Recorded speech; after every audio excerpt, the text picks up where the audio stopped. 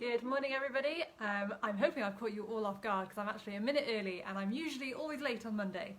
So here we are, Monday morning, live in church, ready for our Luke daily devotionals. Today we're finishing off Luke chapter 12. It's chapter 12 verses 54 to 59. Doesn't look like there's anyone here yet, so I'll just hang on a second to see if anyone is going to join me. Oh, there we go. The biggest thing I've learned about Luke is that he really doesn't mess around, does he? I know I keep saying it, but some of the stuff he writes is like, whoa, like that is hard hitting. Hi Neil, morning, you're first here. And I thought Luke was getting softer, and then this morning I checked out Luke 12, 54 to 59, and I realised that he's not getting any softer. He's still hard hitting, he's still challenging us. So yeah, I'm excited to get going, even if it's just me and you, Neil.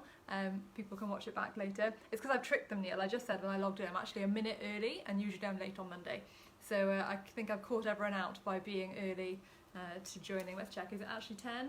It is 10:01 by my Fitbit, which instantly tells me I've only done 60, how many steps have I done? 1,078 steps so far today. It's not great really, is it? Okay, oh, 3 viewers. Hi everyone who's joined. Really good to see you. Not that I can see you, but you can see me. Here I am in all my glory. A bit of blue in my hair, looking a little bit pale this morning. I'm fine, nobody panic. Luke 12, 54 to 59, nice and short. He said to the crowd, "When you see a cloud rising in the west, immediately you say, 'It's going to rain,' and it does. And when the south wind blows, you say, 'It's going to be hot,' and it is. Hypocrites, you know how to interpret the appearance of the earth and the sky. How is it that you don't know how to interpret this present time? Why don't you judge for yourselves what is right? As you are going with your adversary to the magistrate, try hard to be reconciled on the way, or your adversary may drag you off to the judge, and the judge turn you over to the officer, and the officer throw you into prison. I tell you, you will not get out until you have paid the last penny." It's a bit of a strange passage, isn't it? Morning, Danny.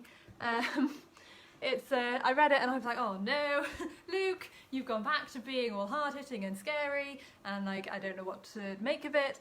But I read it again and I realised that actually it fits in really well with my sermon from yesterday. It's a challenge to look at what's going on around us.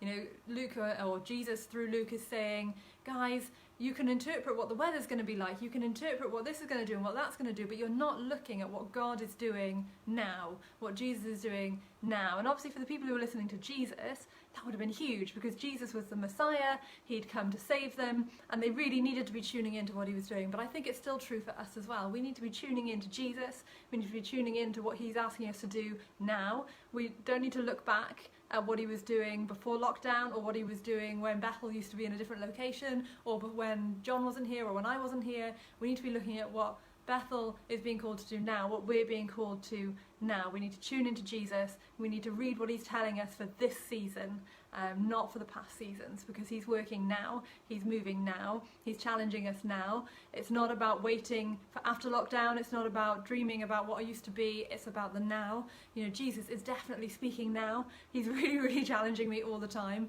especially through lockdown, and we need to be tuning into him. We need to be reading what he's saying, not what the world's saying, not what the cloud is saying outside this morning, but what Jesus is saying, tuning into him, finding out what he's calling us to, and then acting on it and pushing forward.